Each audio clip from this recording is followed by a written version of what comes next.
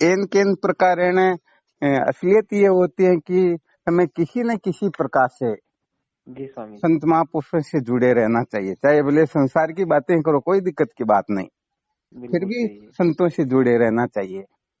जी स्वामी जी, बिल्कुल। क्योंकि संतों का संग जो है यही उत्थान का मुख्य स्रोत होता है। और सत्य संसारियों बात। के संग से भले ही अपने को तत्व ज्ञान तो किया, तत्व ज्ञान से भी और ऊंची कक्षा की बातें मिलती हो, फिर भी उनसे नहीं जुड़ना चाहिए। ये थोड़ा जीवन का विशेष सार होता है, रहस्य भी विशेष होता है।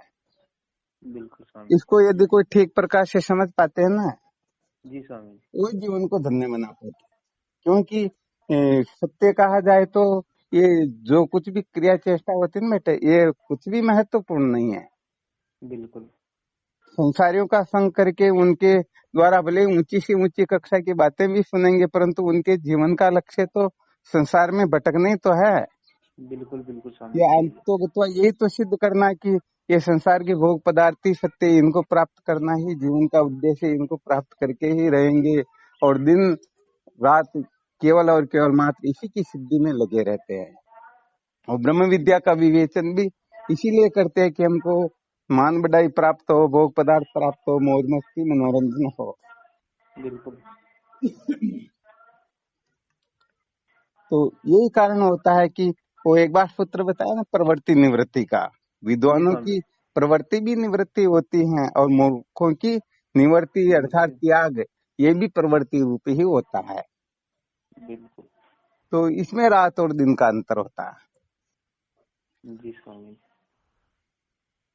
तो कुल मिलाकर के मन से, वाणी से, श्री से संत महापुरुषों का संग एन केन प्रकारेण, मन से तो स्वतंत्र 24 घंटे संग कर सकते हैं, फिर भी वाणी से सप्ताह में 15 दिन में तो एक बार तो करना ही चाहिए। बिल्कुल और स्वामी। शरीर से संग जो जिस प्रकार से समय मिले ना, उसी जी प्रकार स्वामी। से अपने को सबसे हाँ, अधिक संग करना। महत्वपूर्ण यही होता है कि मन वाणी शरीर इन तीनों का एक साथ संग किया जाए। तीन जी से न स्वामी। कर सके तो दो से तो करना ही चाहिए, नहीं तो एक से तो कभी पीछे हटना ही नहीं चाहिए। बिल्कुल। क्योंकि ये मन बड़ा खतरनाक होता है। जी स्वामी जी। हाँ, ये 24 घंटे इसको कोई देखने वाला हो ना, तभी ये थोड़ा ठिकाने लगता है।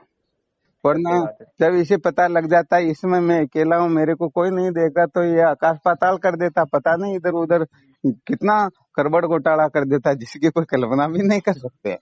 जी स्वामी जी, बिल्कुल। हाँ, तो ये बड़ा खतरनाक वास्तव में। बिल्कुल।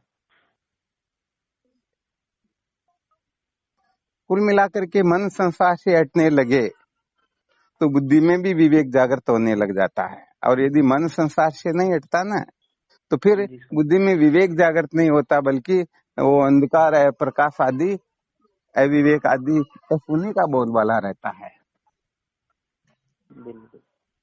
तो मन के शुद्ध होने से बुद्धि शुद्ध होती है, अथवा मन के जिस ओर प्रवृत्त निवृत्त होने से बुद्धि भी तदनुसार ही व्यवहार करती है। बिल्कुल। छोटे से बच्चे को यदि हम स्कूल भेजें तो वह आनाकानी करेगा, जाएगा ही नहीं, बड़ी मुश्किल से जाएगा, रोएगा चिल्लाएगा, रास्ते से ही वापस भग के आ जाएगा। तो 5-15 दिन तो परेशानी होती है ना। बिल्कुल स्वामी। और जब वो वहां पर जाने लग जाता तो उसके पश्चात कोई समस्या ही नहीं होती है।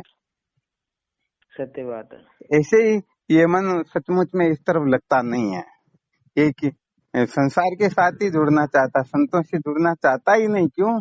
ये अच्छी तरह से जानता कि यहाँ जुड़ गए तो फिर स्वतंत्रता ही स्वतंत्रता, पता नहीं कि क्या करवा लेंगे।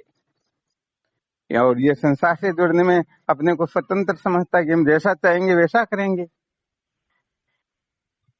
तो सही ये बात है स्वामी। पहले मुश्किल से जुड़ता है, और जब इस तरफ जुड़ जाता है ना, फिर इसको किसी की ताकत नहीं कि हटा दे।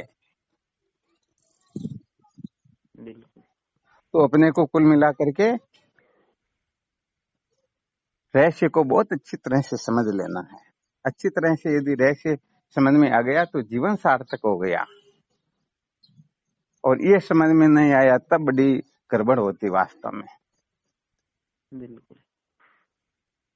इसीलिए तो भगवान शंकराचार्य जी महाराज ने यही कहा कि मन एवं मनुष्याणाम कारणम मंद मोक्षयो।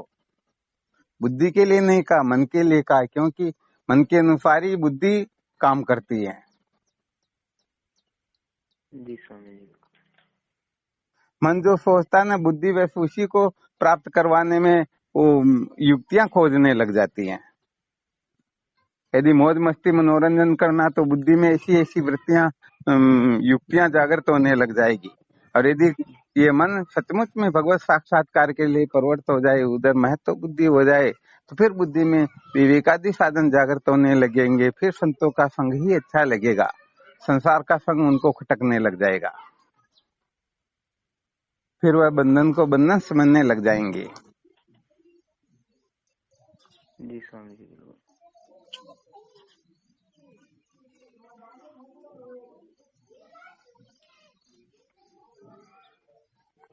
तो कुल मिलाकर के सदा सर्वदा अलर्ट रहना चाहिए। जैसे ड्यूटी पर अलर्ट रहते हैं ना, बिल्कुल बस वैसे ही।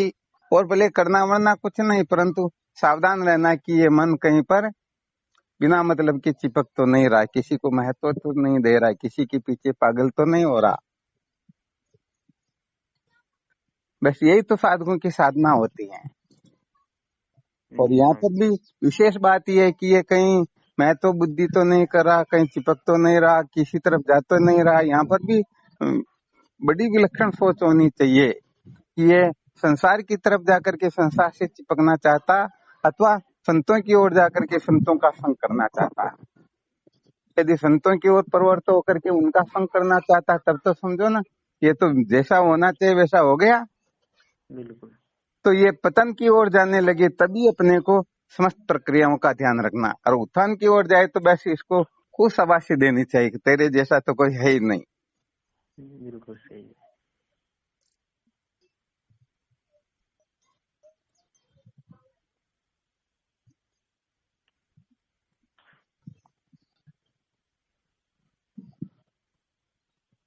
तो यहाँ पर विशेष रूप से ये समझ लेना चाहिए, भी बताया ना, मन एवं मनुष्याणाम कारणम मंद मोक्षयो। तो इसमें बड़ा विलक्षण रहस्य बेटे कि जैसे ये मन जो है ना, जी यदि स्वामी। इंद्रियों की ओर प्रवृत्त होता है तो समझ लेना चाहिए बंधन तैयार कर रहा है। और यही मन जब बुद्धि की ओर प्रवृत्त हो जाता है तो समझ लेना चाहिए उत्थान की ओर प्रवृत्त हो चुका है। तो जी बुद्धि के निर्णय पर जब यह अडिग रहने लगता है, महत्व देने लगता है उसके निर्णय को, तो फिर ये विषय की ओर नहीं जाएगा। क्योंकि बुद्धि को तो पता है कि मेरा असली पति तो आत्मा है ना, बिल्कुल तो उसी ओर ये तो इस मन को प्रवृत्त करेगी। और मन अपने निर्णय से अपने हिसाब से चलेगा तो कहेगा अरे मजा तो इस तरफ है ना, शब्द स्पर्श रूप रस गंध, इनमें से कहीं ना कहीं अटक ही जाएगा। सत्य बात है स्वामी। और यही तो कहा गया है कि 5 ज्ञान इंद्रियों के जो 5 विषय है, इसी में जीवात्मा रमण करता है। और इनमें आसक्ति ही बंधन का मुख्य कारण होती है। तो कुल मिलाकर के आसक्ति सम्यक प्रकाश से निवृत्त हो जाएगी। और इस आसक्ति को हटाने के लिए आसक्ति ही करनी होती है, अर्थात हीरे को काटने के लिए हीरे की ही आवश्यकता होती है, और कोई दूसरा साधन नहीं कि उसे हीरे को काटा जा सके। तो यहाँ बिल्कुल पर आसक्ति हटाने के लिए आसक्ति की आवश्यकता है। तो संसार में आसक्ति है तो बस सत्संग संतों में, शास्त्रों में, भगवान में, इनमें आसक्ति कर लो। इनमें आसक्ति हो जाएगी तो ये आसक्ति हट जाएगी। और जब इस तरफ की आसक्ति हट गई तो इस तरफ भी आसक्ति कहाँ, फिर तो अपना स्वरूप ही अनुभव होने लगेगा। भिन्नता बिल्कुल की, भेद की जो प्रतीति है उसकी भी निवृत्ति हो जाएगी। सही बात है स्वामी जी।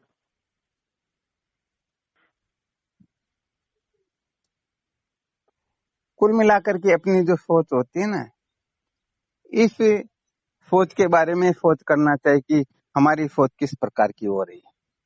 समस्त संसार का त्याग कर दे तो भी बड़ी बात नहीं है, और संसार में प्रवृत्त हो रहे तो भी कोई बड़ी बात नहीं।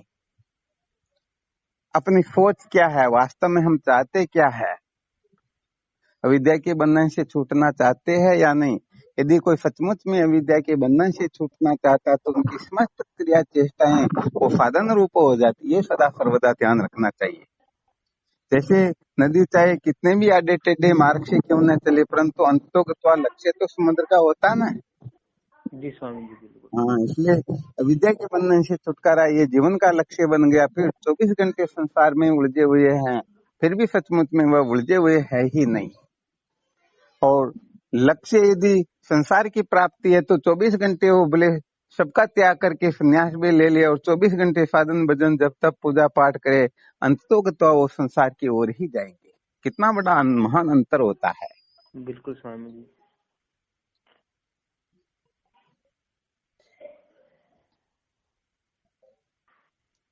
बहुत तगड़ी युक्ति है स्वामी जी वास्तव में। हाँ, बिल्कुल सत्य। इनमें से किसी सूत्र को वैसे जीवन में प्रतिष्ठित कर लो ना, कल्याण स्वरूप तो हम स्वयं ही है ना। कुल मिलाकर के थोड़ा बहुत संशोधन करना बात ही है। यहाँ पर कोई ज्यादा उलझाड़ होती नहीं। लोग समझते कि रे क्या करना होता है, क्या नहीं करना होता है, ऐसा वैसा अनेक प्रकार से सोच करके पागल हो जाते। यहाँ तो थोड़ा सा संशोधन करना है। आसक्ति नहीं मिट रही तो संतों में कर लो, स्पष्ट बात है। बिल्कुल। तो ये जीवन सार्थक हो गया। और आसक्ति मिट गई तो फिर कहने की क्या बात, फिर तो ब्रह्म विचार करो। जी स्वामी जी बिल्कुल। तो थोड़ा बहुत संशोधन करने की आवश्यकता है। हम जीवन का ठीक प्रकार से संशोधन नहीं कर पाते ना, इसीलिए उस जगह पर जीवन भर अटके रह जाते हैं, वो बेल बने रह जाते हैं, उनसे ऊपर ही नहीं उठ पाते। उन्हीं को सब कुछ समझ करके अपने जीवन को पूरा कर लेते और जन्म मृत्यु की श्रृंखला में भटकते ही रहते।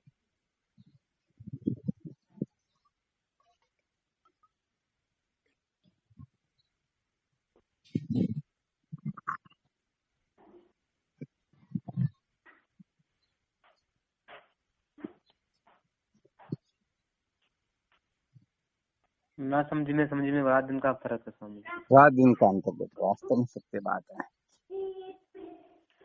दो व्यक्ति बस में बैठ गए, अब एक को पता कि मेरे जेब में 100 रुपए का नोट पड़ा हुआ और दूसरी की जेब में भी 100 रुपए का नोट, परंतु उसे पता नहीं। तो अब वह घबरा रहा कि टीटी आ रहा, कंडक्टर आ रहा, इसको क्या जवाब देंगे, क्या करेंगे। और एक ही पास में है तो निर्भय होकर के बेटा, उसे कोई दिक्कत ही नहीं। बिल्कुल। तो ये जानने न जानने का अंतर होता है। जो जान जाता है कि देह इंद्रियां प्राण मन बुद्धि सहित समस्त प्रपंच जो है ये वास्तव में मिथ्या है, वास्तव में इनकी सत्ता है ही नहीं, ये तो अधिष्ठान के ज्ञान से प्रतीति मात्र होती है, उपलब्धि नहीं होती है, प्राप्ति नहीं होती है। तो समझना अपने को मृत तृष्णा का जल इस प्रकार का, बस बात इतनी सी है। जी स्वामी। असलियत नहीं समझते तो भागा दौड़ी मिटती नहीं, और असलियत समझ लेते तो फिर भागा दौड़ी रहती नहीं। बिल्कुल।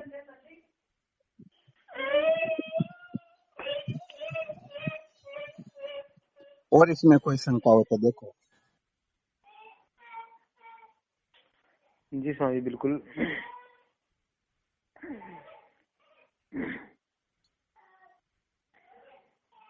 स्वामी जी नाव जल में रहती है स्वामी जी, ठीक बात है। तो उसकी जो परत होती है मजबूत होती है, इसलिए इसमें पानी मतलब प्रवेश नहीं करता अंदर ना। बिल्कुल ठीक बात है। तो हमें ऐसा क्या मजबूत बनाया, क्या होना चाहिए कि जिसके कारण संसार हमें मतलब प्रवेश न कर पाए। यहाँ पर ये मजबूती फट संपत्ति की ही होनी चाहिए। फट संपत्ति यदि मजबूत है ना जी स्वामी तो जी। उसके भीतर संसार प्रवेश ही नहीं कर पाता है।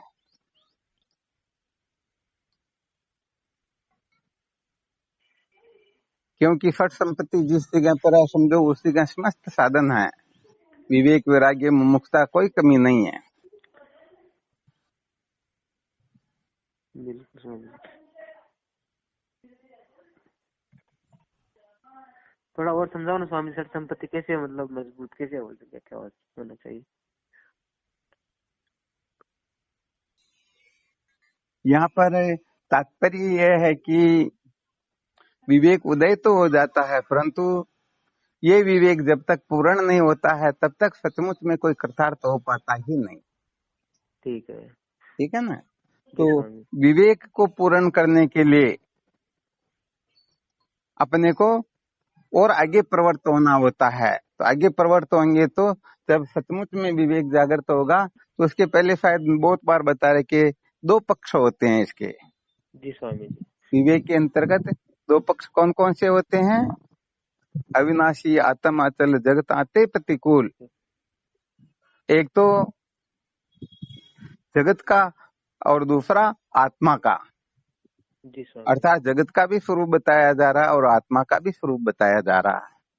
ठीक तो है। यहाँ समझो दो पक्ष हो गए। ठीक है स्वामी। तो एक पक्ष के अंतर्गत तो जगत जो है नाशवान है और चलायमान है, और दूसरे पक्ष के अंतर्गत आत्मा जो है वो अविनाशी है और अचल है, अर्थात क्रिया से रहित है, वो आने जाने वाली है नहीं। बिल्कुल। जब इस प्रकार का खूब चिंतन मनन करेंगे और इस प्रकार का जब सूत्र जागृत होगा ना, जी स्वामी। कुल मिलाकर के ये दो पक्ष बना लेना। ठीक है। तो जब ये दो पक्ष सचमुच में पूर्ण रूप से सार्थक हो जाएंगे, पूर्ण रूप से अपने हृदय में प्रकट हो जाएंगे, ये बिल्कुल पक्का है, स्वाभाविक है। जैसे किसी को भूख लग रही हो ना, प्यास जी लग रही हो, तो वह जी। सच्चे पानी को ही पीने की कोशिश करेगा, बिल्कुल सही है। भले ही वो 5, 7, 10 दिन पुराना क्यों नहीं हो गया हो। और मृग जी तृष्णा का जल जो है, भले ही बहुत बड़ा समुद्र क्यों नहीं दिखाई दे रहा, फिर भी वहां से वो हटने की कोशिश करेगा। बिल्कुल स्वामी जी। तो झूठ, जब ये पता चल जाएगा कि ये जगत जो है ये वास्तव में है नहीं, मृग तृष्णा के जल के समान है, बिल्कुल। तो इसे छूटने की विविदिशा उदय होगी। और आत्मा जो है वो अविनाशी है, अचल है, तो ऐसे परमार्थ तत्वों को जानने की ओर हमारी प्रवृत्ति हो जाएगी। बिल्कुल। तो जगत से छूटने की जो प्रवृत्ति होती है, उस प्रवृत्ति को हम वैराग्य कह देंगे। और ठीक है। आत्म तत्व को जानने की जो तड़पन होती है, जिज्ञासा होती है, उसको हम मुमुक्षुता कह देंगे। तो बिल्कुल। देखो यहाँ पर केवल मात्र विवेक जागृत हुआ और वह विवेक वैराग्य में परिणित हो गया और वही मुमुक्षुता में परिणित हो गया। ऐसा समझो कि विवेक जब पकने लगता है ना, जी स्वामी जी। तो वैराग्य प्रकट होने लगता है, मुमुक्षुता जागृत होने लगती है। बिल्कुल। और जब वैराग्य और मुमुक्षुता प्रबल होने लगते हैं, बलवान होने लगते हैं, तो उस समय फिर अपने जीवन में सठ संपत्ति का उदय होता है। अच्छा स्वामी जी। तो ये सठ संपत्ति का मतलब ऐसा समझना चाहिए, जैसे वैराग्य रूपी जो चक्र है ना, ये जी स्वामी जी। चक्र चलेगा, जैसे हम्म। मोटरसाइकिल का पहिया घूमेगा तभी तो लक्ष्य पर पहुंचाएगी, वरना थोड़ी पहुंचा सकेगी। नहीं पहुंचा सकते स्वामी जी। परंतु उसका पहिया तभी घूम सकता है जब उसके वो चार छह जो भी वो ताड़ियां लगी हुई हैं वो मजबूती से कसी हुई हो। बिल्कुल सही है। यदि ये कमजोर है तो हाँ तो फिर नहीं हो पाएगा स्वामी जी। ठेला गाड़ी जो चलाते हैं उनके चार पहिए होते, एक पहिए का केवल एक वो क्या बोलते ताड़ी वगैरह वो भी टूटी हुई है, तो फिर वो आगे थोड़ी जा पाएगा, अटक जाएगा हाँ वहीं पर, अटक जाएगा स्वामी साइकिल भी जी। नहीं चल पाएगी।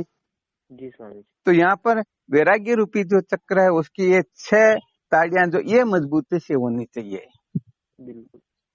और इन छह ताड़ियों को ही समझो वेदांत विचार में सबसे अधिक महत्व दिया गया, क्योंकि छह ताड़ियां जिनकी पक्की है ना, बिल्कुल इसका मतलब तो गाड़ी तो उनके पास पक्की है ही ना। सही बात है। परंतु हो सकता गाड़ी तो हो परंतु पहिए ही ना हो तो। हाँ फिर गड़बड़ है स्वामी जी। हाँ, अपने अभी मैं छत पर घूम रहा हूँ तो यहाँ साइकिल रखी हुई है, बहुत पुरानी है, अब उनके दोनों रिंगे खराब हो रही, तो साइकिल तो भले कंप्लीट, परंतु बिना रिंग के चल नहीं सकती ना।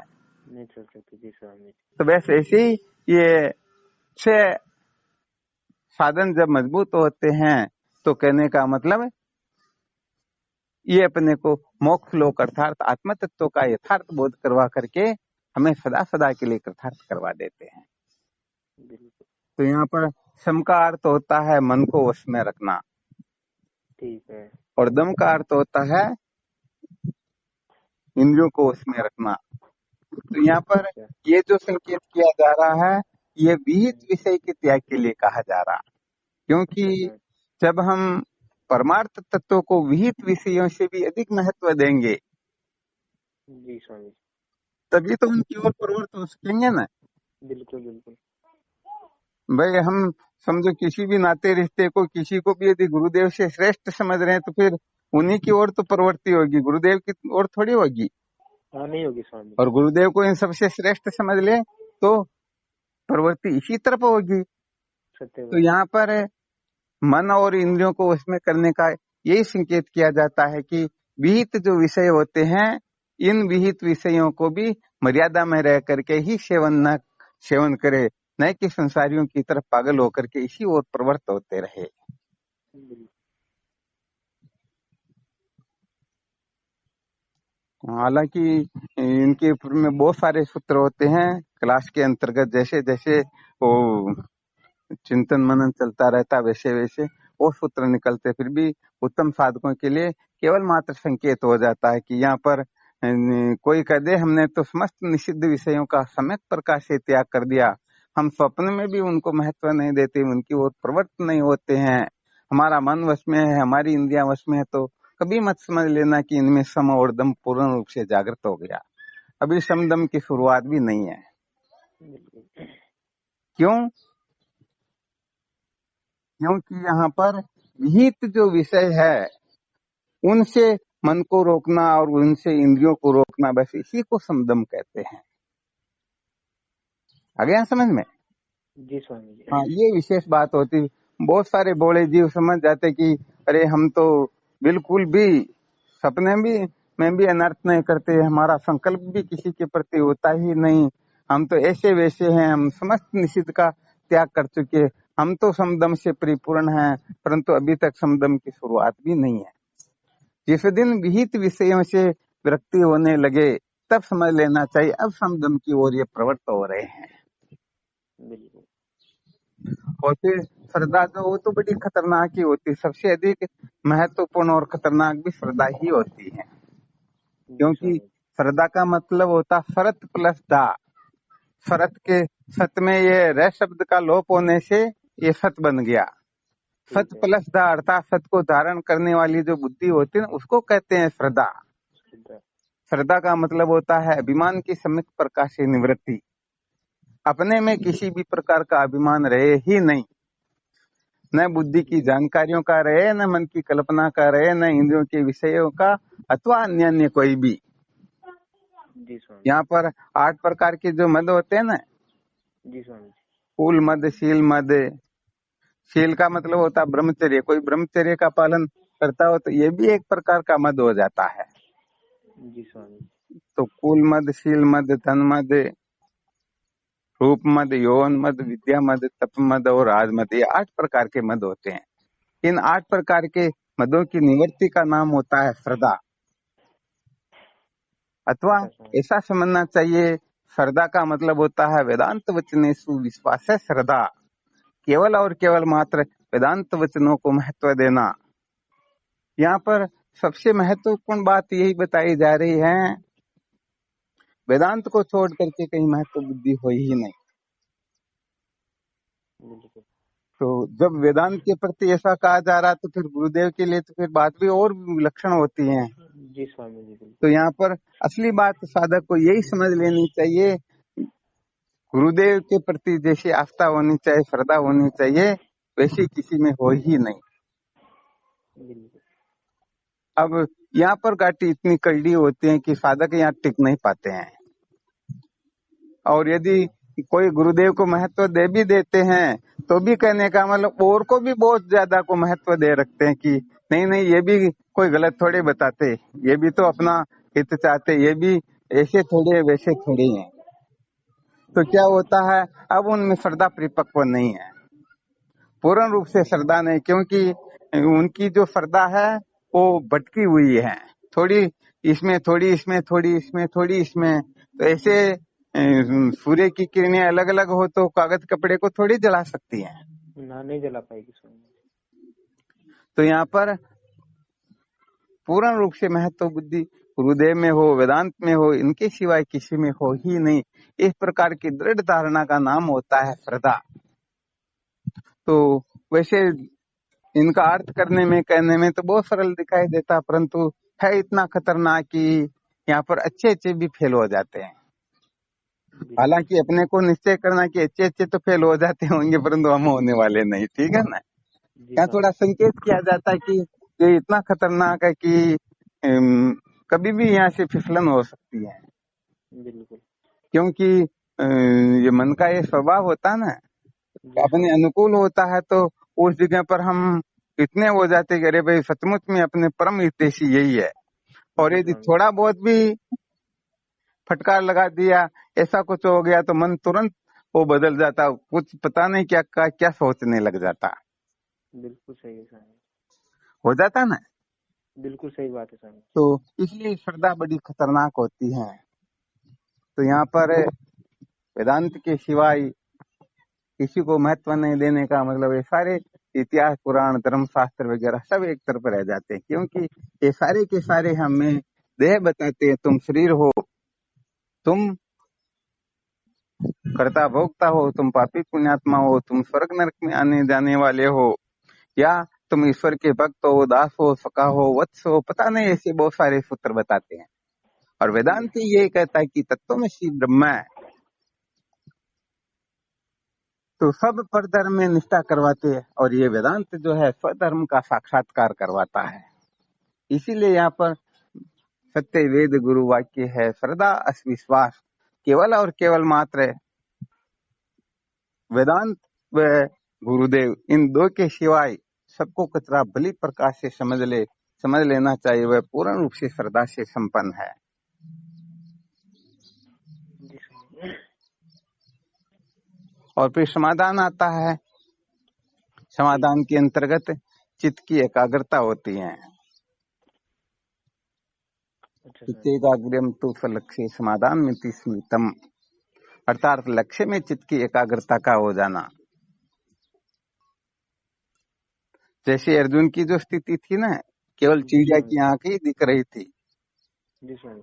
हाँ, ये छह संपत्ति वैसे साधक में पूर्ण रूप से होनी चाहिए। अच्छा। तो जब लक्ष्य, क्योंकि किसी का मन और इंद्रियां वश में हो गई परंतु श्रद्धा नहीं है तो भी काम नहीं चलेगा, समाधान नहीं है, उपराम नहीं है, तितिक्षा नहीं। ये छह संपत्ति जब पूर्ण रूप से साधक में जागृत हो जाती तो न चाहते हुए भी उसे ब्रह्म साक्षात्कार हो जाता। बस फिर तो गुरुदेव के सानिध्य की ही परम आवश्यकता होती है। छह साधन जिनमें जागृत है, उन्होंने भले ही कर्म उपासना या कुछ भी नहीं किया, वो फिर भी वह उत्तम साधक होता है। और जी स्वामी। षट संपत्ति नहीं है, और फिर भले ही उनको ब्रह्मलोक तक के भोगों से वैराग्य हो, साक्षात भगवान नारायण भी उनको सिर पर बैठा के घूमते हो, और समस्त विश्व में उनकी जय जयकार होती हो, फिर भी वह विद्या के बंधन से मुक्त नहीं हो सकता। बिल्कुल। उपराम के अंतर्गत बताई रखा, साधन सहित कर्म सब त्यागे, लकी विषम विषयंते भागे, दृग नारी लकी वे जी गलाना, ये लक्षणों पराम बखाना। तो यहाँ पे साधन सहित कर्मों का त्याग होता है। तो कम से कम फल में जब नाश्ता हो जाती है ना, जी स्वामी तो जी। फिर वो कर्मों में भी इतनी महत्व बुद्धि नहीं रहती। जैसे किसी को दिल्ली जाना ही नहीं है तो दिल्ली जाने वाली ट्रेन से क्यों वो आस्था रखेंगे। हाँ नहीं रखेगा स्वामी। ठीक है ना। तो अपने को फल से उपराम हो जाना है। कर्मों का जो फल है, अनित्य संसार, स्वर्ग ब्रह्मलोक आदि, यदि ये अपने दिमाग से निकल जाए तो फिर वो कर्मों में महत्व बुद्धि रहेगी ही नहीं। फिर तो जीविकोपार्जन के लिए जो हो रहा है स्वाभाविक रूप से चलता रहेगा। और तितिक्षा का मतलब होता है भूख प्यास सर्दी गर्मी मान अपमान इनको सहन कर लेना। यदि इनको सहन नहीं कर पाते हैं तो संसार के जो लोग होते हैं ना, जी स्वामी। ये मौज मस्ती मनोरंजन के लिए इनका कितना भी तिरस्कार हो, अपमान हो, पता नहीं क्या क्या क्यों ना हो, बिल्कुल। परंतु वो फिर भी उनको सहन कर जाते हैं। किसके लिए? ये तुच्छ भोगों के लिए। पिक्चर देखने वाले लाइन में लगते हैं ना, जी तो ऐसे स्वामी। दादा लोग होते हैं जो लाइन कितनी भी लंबी क्यों नहीं लग रही हो, परंतु पीछे से चढ़ेंगे और सबके कंधे पर जूते पहने हुए पैर रखते हुए सबसे आगे जाकर के कूदेंगे और सबसे पहले टिकट वो लेंगे। उनको जी कोई रोक नहीं सकता, रोक दे उनका उसी समय वो इलाज करते हैं।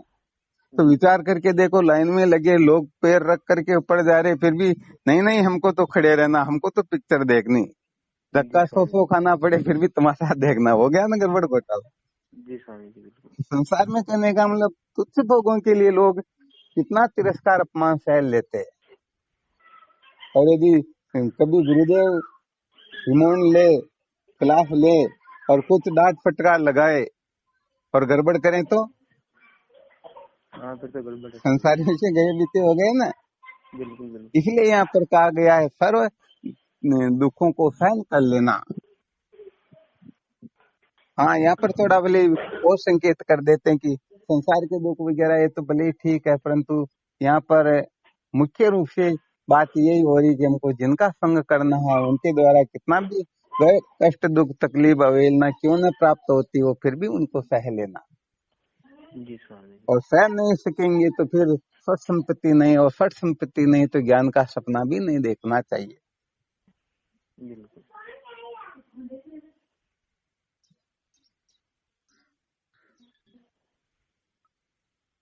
तो साधक को कुल मिला करके इन चार साधनों का ही सबसे अधिक मंथन करना चाहिए, और इसमें भी सठ संपत्ति को सबसे ज्यादा महत्व देना चाहिए, क्योंकि सठ संपत्ति वही उदय होती है जहाँ पर ये सारे के सारे साधन पूर्ण हो जाते हैं। बिल्कुल।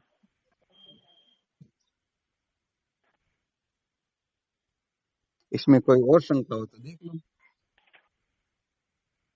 ये इसका नमूना बता दिया। अब जब जब जैसे जैसे इनके भीतर प्रवेश करेंगे तो और अनेक प्रकार के सूत्र जागृत होने लगेंगे, जी क्योंकि स्वामी। वो नक्शा तो बता दिया इस रोड चलना, परंतु रास्ते में क्या क्या आएगा वो तो चलेंगे तभी पता चलेगा ना। सही प्रक्रिया जी स्वामी जी कहाँ बिल्कुल सही मोड़ बात है। आएगा, कहाँ ब्रेकर आएगा, कहाँ भीड़ आएगी, कहाँ अपने को गाड़ी किस स्पीड से चलानी, कैसे चलानी, क्या करना क्या नहीं करना, ये सारा का सारा फिर वो चलने पर ही पता चलता है। चलने पर ही पता चलता हम्म।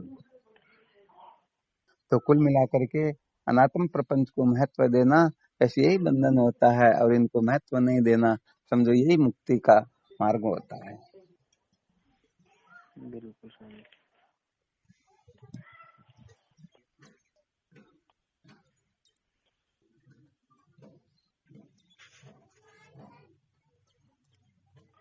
और तो कोई संशय नहीं इसमें। नहीं स्वामी जी इसमें तो नहीं। बहुत बहुत धन्यवाद, बहुत अच्छा। बस उत्तम साधक उसे ही कहते हैं जो गुरुदेव से कुछ भी सुने और सुनते ही ये विचार न करे कि इसे मेरा उत्थान हो गया पतन, तुरंत धारण कर ले, बस और कुछ करना ही नहीं है।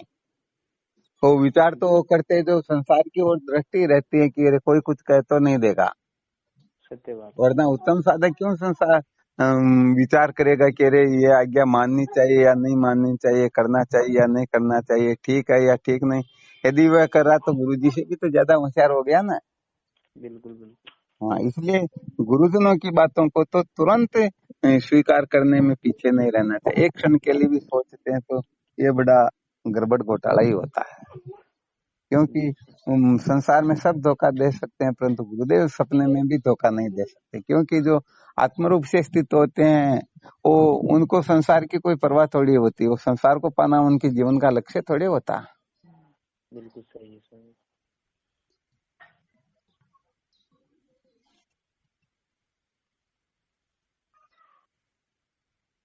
चलो, बहुत धन्यवाद कि कम से कम कॉल किया तो इतना सा तो विचार विनिमय करने का अवसर प्राप्त हुआ। हाँ नहीं सही है स्वामी जी बिल्कुल आज।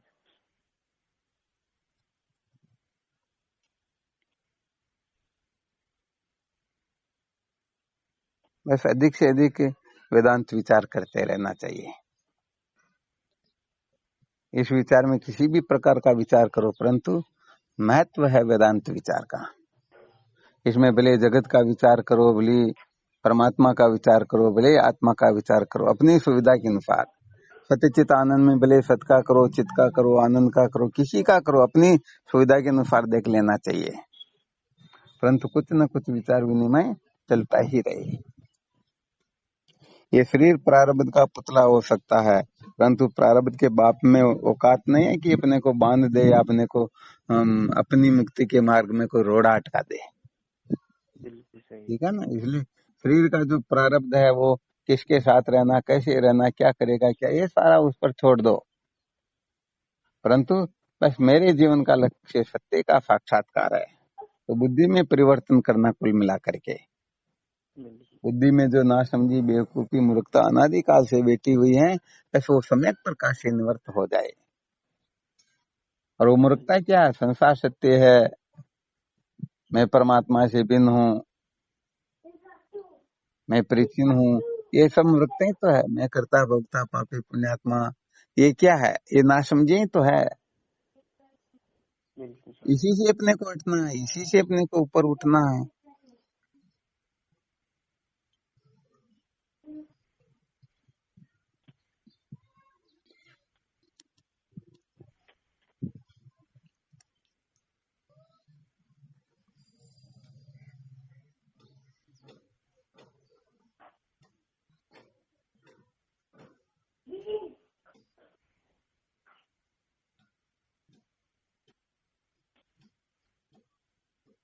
कुल मिलाकर के अपने को उत्थान की ओर प्रवृत्त होना। जितना ऊपर उठ सके उसे नीचे कभी नहीं उतरना। वहीं पर खड़े रह जाए तो फिर कोई दिक्कत नहीं, नीचे की ओर नहीं जाना चाहिए, बस उत्थान को ही महत्व देना चाहिए। बिल्कुल सही स्वामी। इसीलिए तो जो बलि प्रकाश से निश्चय कर लेते, बस यही जीवन का सार है। तो बस वो सपने में भी नीचे जा ही नहीं सकते, क्योंकि उन्होंने बलि प्रकाश से निश्चय किया। किसी के बहकाने से इधर वो प्रवृत्त नहीं हुए, और बहकाने से होते वो तो बेवकूफ लोग होते हो, तो उनको कोई दूसरा बहकाएगा तो वापस संसार की ओर चले जाएंगे। अरे क्या यहाँ पर ये फालतू की बातें होती, इनमें कोई बड़ी बात नहीं। मजा तो ऐसे मिलता है, ऐसे करना होता, वैसे रहना होता, तो जीव भटक ही जाता है। परंतु जब स्वयं बलि प्रकाश से निश्चय करके फिर सत्संग की ओर प्रवृत्त होता, तो फिर संसार में उसको कोई अटका नहीं सकता है, कोई भटका नहीं सकता है। बिल्कुल। तो अपनी समझ ही अपने को मुक्त करती। तो अपनी समझ बस हल्की न हो, कमजोर न हो। ये अपनी समझ अपने को भटकाने वाली न हो, पतन की ओर ले जाने वाली न हो, अनात्म पदार्थों को महत्व देने वाली न हो। वैसे सारे के सारे सूत्र अपनी बुद्धि से जागृत करते रहो, और बस करते रहो चिंतन मनन।